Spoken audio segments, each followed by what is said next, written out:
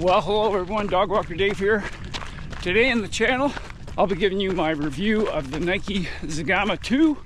Just picked them up, out for a beautiful long run in Fish Creek Park, Calgary, where I'm gonna put roughly 3 hours in these shoes right out of the box.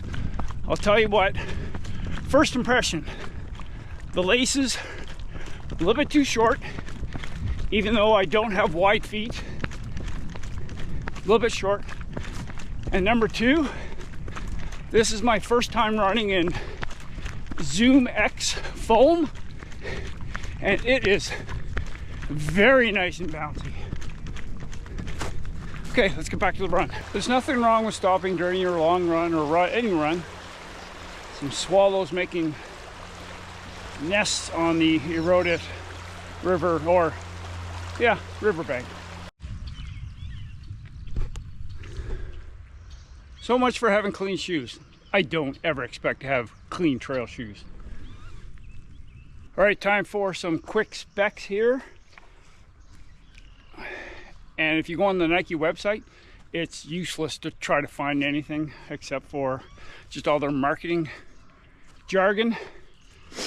Most manufacturers have pretty good stats on the website, but not Nike. They just do things differently. So we have a 36 millimeter heel stack. We have 32 in the forefoot with a 4 millimeter drop. It has an ankle gaiter to help keep out dust and debris. It has the, as I mentioned a little bit earlier, Zoom X midsole, which feels really nice.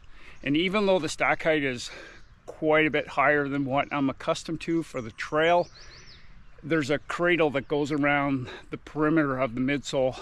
It helps keep your foot relatively secure in there.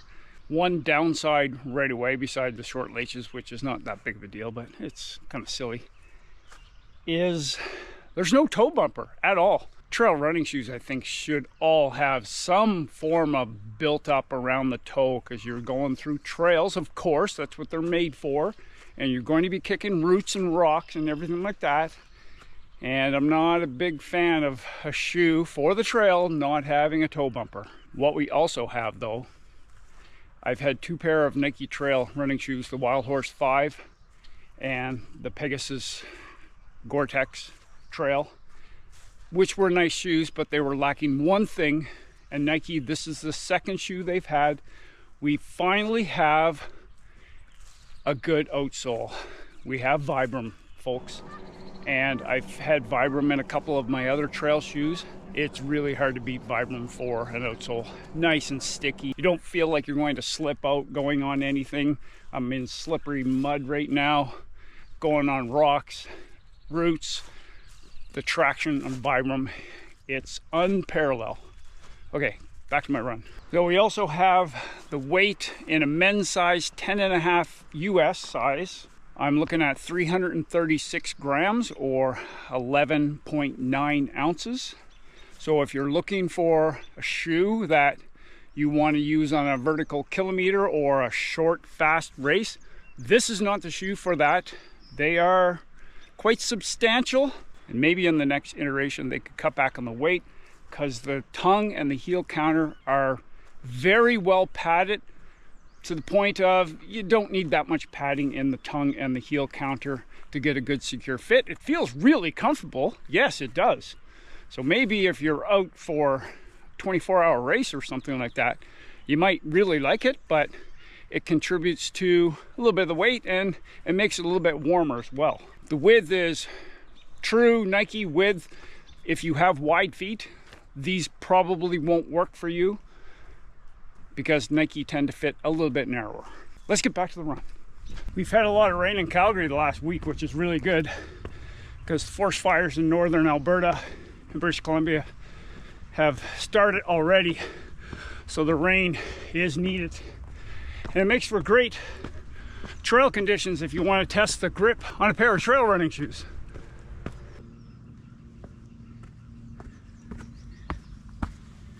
Little update here. I am an hour and a half into the run. I'm feeling like crap, but the shoes are doing well. a little bit dirty, just a little bit dirty.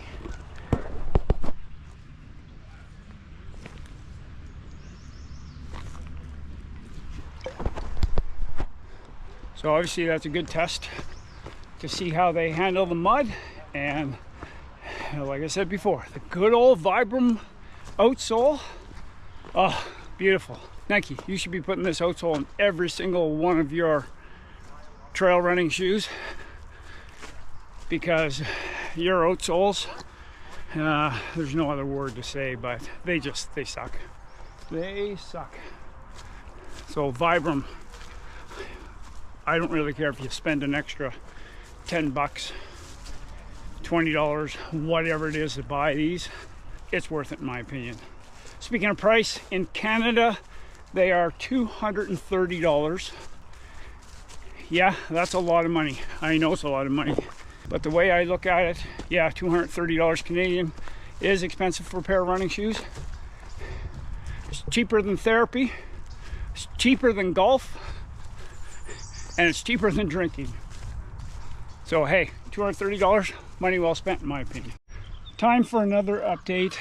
20 kilometers in, just under 20 kilometers in. Still, it's one of those days, just not feeling good.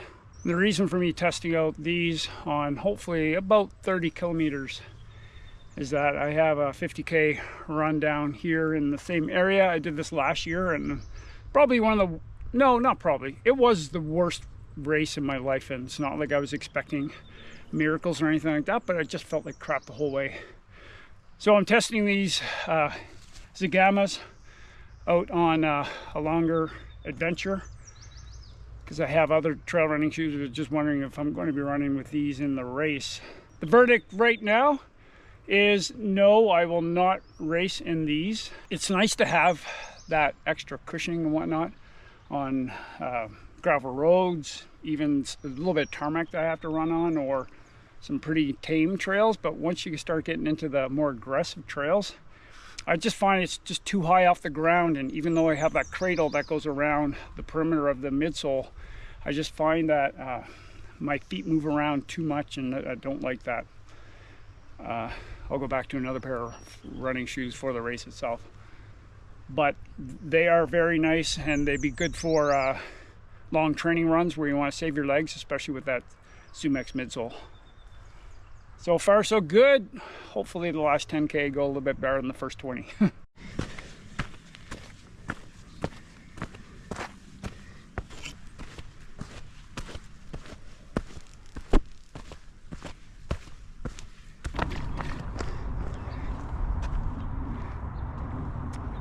Well, I'm still alive. Oh man. Yeah, you know the saying, if it doesn't kill you, it makes you stronger. Hopefully that would make me stronger. Now that I composed myself for a minute or two, I have a few more thoughts. The Sumex, really nice. It is really nice.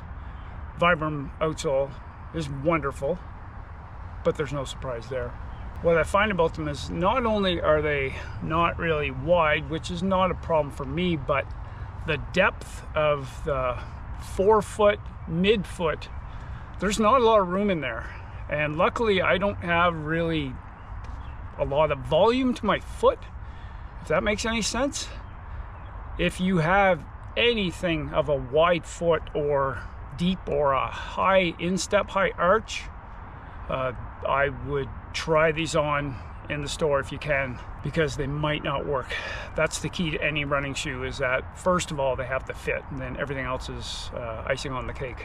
Am I going to run my race in them in 2 weeks? No. Again, it's just too much of a stack height for me, and just my feet with the swelling, they're just a little bit too snug for longer efforts, even though that's what they're made for, but not for this guy.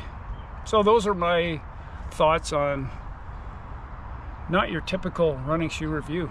Thanks for watching, everyone, and get outside and maybe even consider subscribing to the channel. Cheers.